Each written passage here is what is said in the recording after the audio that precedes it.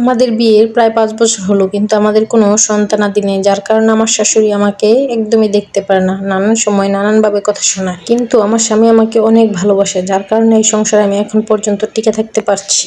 আরেকটা কথা বলে রাখি, আমার শাশুড়ি আমাদের সাথে থাকে না, আমার শাশুড়ি থাকে আমার বড় বাসুরের সাথে। মাঝে মাঝে আমাদের বাসায় আসলে আমাকে নানান সময় নানান কথা শোনায়। এবার আমি আর আমার হাজবেন্ড একটা সিদ্ধান্ত নিলাম, আমরা ডাক্তারের কাছে যাব। কিছুদিনের ভেতরে চলে গেলাম আমরা ডাক্তার দেখাতে, আর ডাক্তারের কাছে আমাদের সকল সমস্যার কথা আমরা বললাম এবং ডাক্তার আমাদেরকে কিছু পরীক্ষা দিল।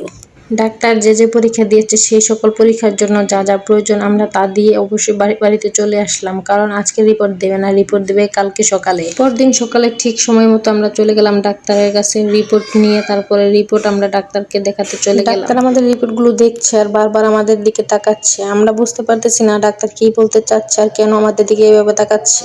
অনেকক্ষণ পর ডাক্তার বলতে শুরু করলো। ডাক্তারের কথাগুলো শুনে আমরা স্বামী স্ত্রী দুজনের দিকে নীরবভাবে চেয়ে আছি। আমার হাজবেন্ডের চোখ দুটো পানিতে ছলছল করছিল। ডাক্তার কি বলেছে সেটা শুনলে আপনারা অবাক হয়ে যাবেন। ডাক্তার বলল, আমার স্বামী নাকি কখনো বাবা হতে পারবে না। আমাদের সন্তান হয় না বলে আমার শাশুড়ি আমাকে কত কথাই না শোনালো, কিন্তু এখন দেখা গেল তার সন্তানই কখনো বাবা হতে পারবে না। সমস্যাটা আসলে আমার না, সমস্যাটা আসলে আমার স্বামীর। যাই হোক, ডাক্তার যখন এই কথাগুলো বললো তখন আমরা দুজনের দিকে তাকিয়ে রইলাম অনেকক্ষণ যাবত। তারপর চুপচাপ ডাক্তারখানা থেকে বেরিয়ে চলে আসলাম নিজের বাড়িতে। আমার স্বামী সারাদিন কিছু খায়নি, আমার সাথে সারাদিন কোনো কথা বলেনি, চুপচাপ শুধু ঘরের কোনায় বসে আছে আর কি যেন ভাবছে। অধীর আগ্রহে আমি চেয়েছিলাম তার দিকে, যেন সে আমাকে কিছু বলবে।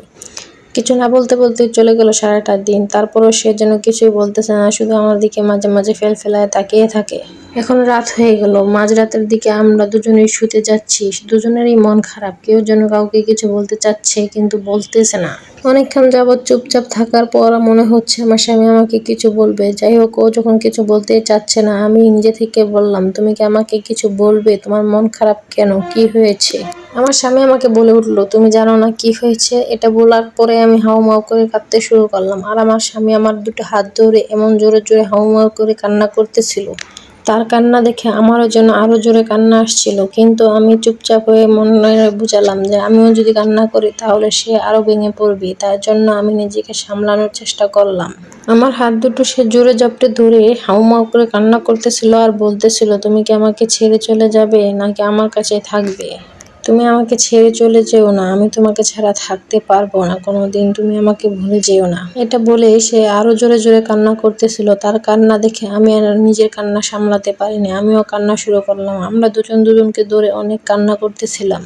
তখন আমি তার কথায় একদম মমের মতো গলে গিয়েছিলাম। তার দুটো হাত ধরে আমিও তাকে প্রতিশ্রুতি দিলাম, আমি তাকে কখনো ছেড়ে চলে যাব না। আমাদের সন্তানের প্রয়োজন নেই, আমরা দুজনের হাত ধরে সারাটা জীবন সুন্দরভাবে কাটিয়ে দেব। হয়তো মহান আল্লাহ তাআলা চায় না আমাদের সন্তান হোক, তাই তো উনি আমাদেরকে সন্তান হওয়ার সৌভাগ্য দিল না। এভাবেই চলে যায় আরো কিছুদিন। তারপর হঠাৎ একদিন খবর এলো, একটি সড়ক দুর্ঘটনায় আমার বাসুর দুনিয়া ছেড়ে চলে গেছে। এই খবরটি শুনে আমি আর আমার হাজবেন্ড চলে গেলাম আমাদের গ্রামের বাড়িতে।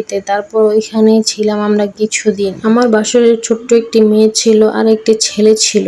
আমার বাসুরের ছেলে এবং মেয়ে আমার স্বামীকে আঁকড়ে ধরে যেন তারা তাদের বাবার অভাব পূরণ করতে চাচ্ছে। এটা দেখার পর আমার শাশুড়ির মাথায় একটা ফোন দিয়ে আসলো। আমার শাশুড়ি যেহেতু আগে থেকে আমাকে পছন্দ করে না, এখন আমার বাসুরও নেই, এখন তার একটি ছেলে একটি মেয়ে আছে, তার ছেলে আর মেয়েকে কাছে রাখার জন্য আমার স্বামীর সাথে আমার জায়ের বিয়ে দেওয়ার প্ল্যান করলো। আমার স্বামী এই প্রস্তাবে রাজি হলো না। আমার সাথে আমার স্বামী আমাদের বাসায় চলে আসলো। তারপর আমার শাশুড়ি আমার ছোট ছোট বাসুরের দুটি ছেলে মেয়েকে দিয়ে বারবার আমার স্বামীর কাছে ফোন করাতো আর আমার স্বামীকে বাবা বলে ডাকাতো। বাবা ডাকটা শুনেই সে যেন কিরকম অন্যরকম হতে শুরু করলো।